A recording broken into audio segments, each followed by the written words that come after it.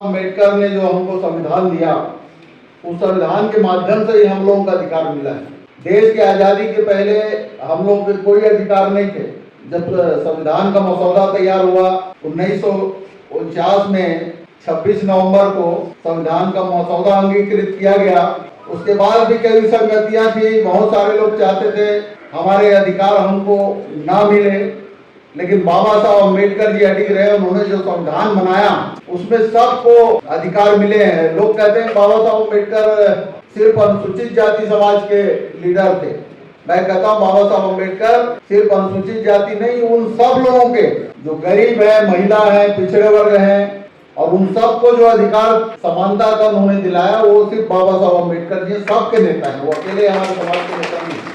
26 नवंबर 1950 को जब संविधान लागू हुआ, उसके बाद आज जो सत्ता में बैठे हैं उन लोग और आरएसएस के लोग, भारतीय जनता पार्टी आरएसएस के लोगों ने दिल्ली में संविधान की होली जलाई, बाबा साहब अम्बेडकर का पुतला जलाया। वो आज छद्म रूप से कहते हैं कि हम अनुसूचित संविधान की रक्षा करेंगे। जो संविधान को जलाने वाले हैं वो कहते हैं हम संविधान की रक्षा करेंगे।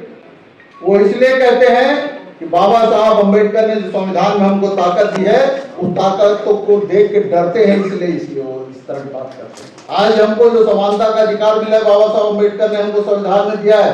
सबको समानता का अधिकार, सबको शिक्षा का अधिकार, सबको रोजगार का अधिकार, सबको आर्थिक क्षेत्र में आगे आके उन्नति करने का अधिकार, और सबको राजनीतिक क्षेत्र में प्रतिनिधित्व देने का अधिकार, रोजगार में हमारे जो आरक्षण की व्यवस्था है, ये सब अधिकार हमको सिर्फ और सिर्फ संविधान के माध्यम से ही मिला है। आज जो संविधान को जलाने वाले हैं दिल्ली के मुख्य चौराहों पर, उन लोग कभी नहीं चाहते, आरएसएस और भारतीय जनता पार्टी के लोग, कि हम सबको हमारा अधिकार सुरक्षित रहे, संविधान सुरक्षित रहे। वो संविधान को मानने वाले नहीं हैं, इसीलिए तो सब प्राइवेटाइजेशन कर रहे हैं। आज चतुर्थ श्रेणी की नियुक्तियां बंद है, प्लेसमेंट में नियुक्तियां हो रही है। सबसे ज्यादा पद कहीं मिलता है तो चतुर्थ श्रेणी और तृतीय श्रेणी के पदों पर मिलता है। वो भारतीय जनता पार्टी की सरकार ने बंद कर दिया, ताकि हमको अनुसूचित जाति, जनजाति और समाज के जो पिछड़े वर्ग के लोग हैं उनको प्रतिनिधित्व मत मिले। और आज प्राइवेटाइजेशन कर रहे हैं। प्राइवेटाइजेशन क्यों कर रहा है? प्राइवेटाइजेशन का मतलब है आरक्षण खत्म करने की शुरुआत। सभी कंपनियों को बेच रहे हैं। जितने सरकारी प्रतिष्ठान है, हमारे कांग्रेस के नेताओं ने, पंडित नेहरू जी, इंदिरा जी, राजीव जी के नेतृत्व में जो सार्वजनिक प्रतिष्ठानें बनी हुई है, उसमें हमको आरक्षण मिलता है। राष्ट्रीय स्तर पे हमको 15% आरक्षण मिलता है, और प्रदेश स्तर पे जिस राज्य में अनुसूचित जाति की जितनी जनसंख्या है, उस आधार पे आरक्षण की व्यवस्था हमको संविधान में मिला हुआ है। लेकिन भारतीय जनता पार्टी की सरकार और भारतीय जनता पार्टी के प्रतिनिधित्व करने वाले, उनको सपोर्ट करने वाले आरएसएस, राष्ट्रीय स्वयंसेवक संघ, ये मनुवाद को मानने वाले लोग हैं। ये मनुवादी व्यवस्था के पोषक है, जिसके लिए बाबा साहब अम्बेडकर जी ने और हमारे उस समय के महान विचारकों ने, महात्मा ज्योतिबा फुले जी, सावित्रीबाई फुले जी, बाबा साहब गुरु घासीदास जी, ऐसे महान लोगों ने समाज को आगे बढ़ाने का और समाज को शिक्षा के क्षेत्र में, अन्य क्षेत्र में आगे लाके उनकी उन्नति का जो काम किया है, ऐसे महान लोगों को हम लोगों को याद करना चाहिए। उनके रास्ते पे चलकर समाज को हमारा अधिकार किस तरह से मिले, इसके लिए हम सबको मिलकर लड़ना होगा। और समाज में जो संविधान की पुस्तक यहाँ पे बाबा साहब अम्बेडकर के पास रखी हुई, राजेंद्र गौतम जी ने उन पर भी पुष्प अर्पित किए हैं। इसलिए कि आज हम लोग यहाँ बैठे हैं, हमको जो भी अधिकार मिला है वो संविधान के माध्यम से मिला है। लेकिन आज संविधान को खत्म करने का काम कर रहे हैं। प्राइवेटाइजेशन पूरे देश में हो रहा है, रेलवे का हो रहा है, हवाई अड्डों का हो रहा है, बड़े बड़े प्रतिष्ठान, कल कारखाने बेचे जा रहे हैं। रेलवे को बेच दिए, जैसे आपका एयर इंडिया को बेच दिया। 2.5 लाख कर्मचारी, 3 लाख कर्मचारी वहां थे, तो 15% के आधार पर वहां हमको कितना आरक्षण मिलता? 45,000 लोग हमारे अनुसूचित जाति के होते। लेकिन आज प्राइवेटाइजेशन कर दिया तो 45 लोग भर्ती नहीं होंगे वहां पे, तो हमारा आरक्षण खत्म हो गया ना। संविधान में जो व्यवस्था वो खत्म हुआ कि नहीं हुआ? हमारी सरकार थी पिछले समय, हम लोगों ने जो प्लेसमेंट में नियुक्तियां हैं, चतुर्थ श्रेणी की नियुक्तियां बंद कर दी। प्लेसमेंट में भी हम लोगों ने आरक्षण की व्यवस्था की थी। मैं कैबिनेट में बोला, माननीय मुख्यमंत्री जी को बोला, और हमारे जो एससी और एसटी के जो मंत्रीगण थे, विधायक ने, उन लोगों को कहा कि एक साथ मिलकर हम लोग बोलेंगे तो ये होगा। अकेले मेरे लड़ने से नहीं होगा।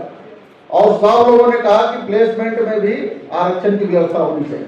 तो जितनी नियुक्तियां थी अधिकांश में हम लोगों ने प्लेसमेंट में भी हमारे अनुसूचित जाति के लोगों का, आदिवासी भाइयों का, उनका पूरा ध्यान रखा उस समय।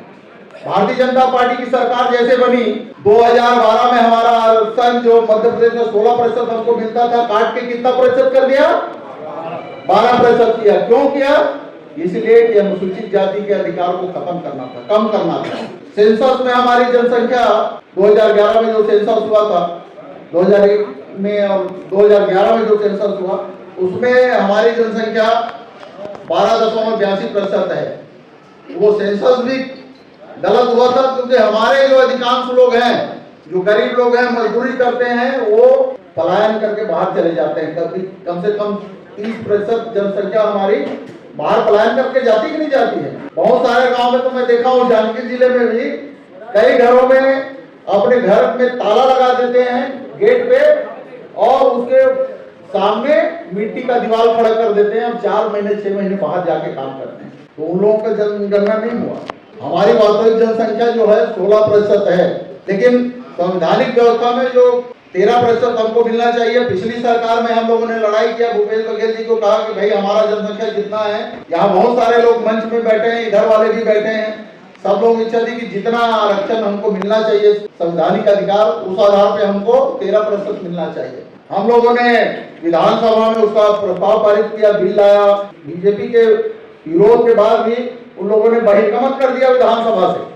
भारतीय जनता पार्टी के जो विधायकगण है, उन लोगों ने जब बिल आया तो बहिर्गमन कर दिए, मतलब उन्होंने हमारे आरक्षण का विरोध किया। उसके बाद हम लोगों ने सर्वसम्मति से प्रस्ताव पारित किया। उस समय की राज्यपाल थी, उन्होंने कहा कि बिल लेके आइए, मैं तुरंत पास करूंगी। हम लोगों ने बिल विधानसभा में पारित हुआ और ले जाके हम 5 मंत्री उस समय के राज्यपाल जी के पास गए। राज्यपाल ने पहले कहा था कि मैं जैसे ही बिल आएगा 1 घंटे के अंदर उसमें दस्तखत कर दूंगी। जैसे ही विपक्षी दल के विधायकों ने विधानसभा से बहिर्गमन किया और अपने आकाओं को दिल्ली फोन लगाया कि अनुसूचित जातियों का आरक्षण 13% होने का बिल पारित किया है और राज्यपाल जी उसको अनुमति देने वाली हैं, राज्यपाल जी को बोलिए कि वो बिल को पास मत करे, उसमें दस्तखत मत करे। जो संवैधानिक व्यवस्था है, विधानसभा में जो बिल पारित होता है उसको राज्यपाल को अनुमति देना रहता है, या वापस करे तो फिर दोबारा भेजा जाता है। लेकिन जानबूझकर उस बिल को पारित नहीं किया गया और राज्यपाल ने उसके दस्तखत नहीं किया। आज तक वो राज्यपाल के कार्यालय में धूल खाते पड़ा है। तो ये हमारे संवैधानिक अधिकारों का हनन है कि नहीं है?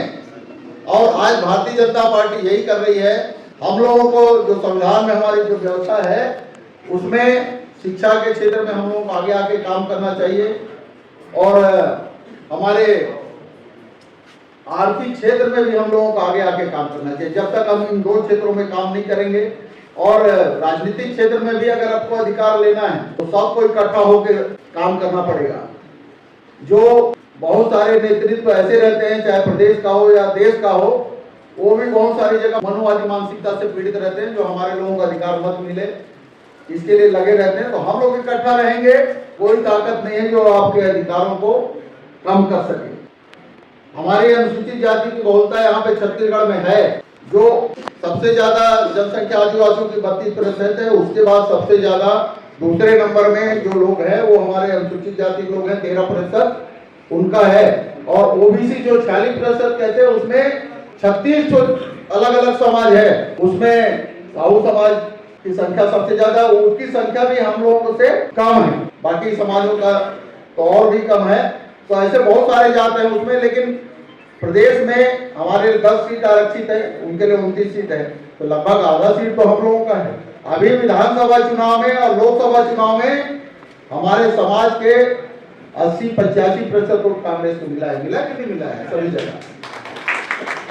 तो हमारे राजेंद्र पाल गौतम जी आए, उनसे हम आग्रह भी करेंगे कि केंद्रीय नेतृत्व को बताया कि यहाँ के अनुसूचित जाति के समाज जो है कांग्रेस के साथ है।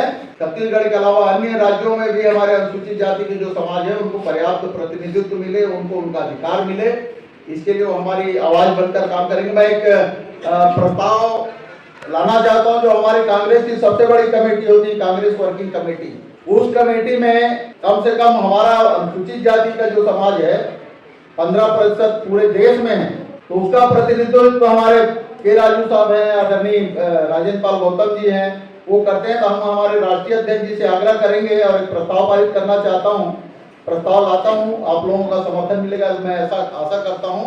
उस कमेटी में भी हमारे अनुसूचित जाति के राष्ट्रीय अध्यक्ष हैं, हमारे चेयरमैन हैं, उनको कमेटी में अनिवार्य रूप से विशेष आमंत्रित के रूप में शामिल किया जाए।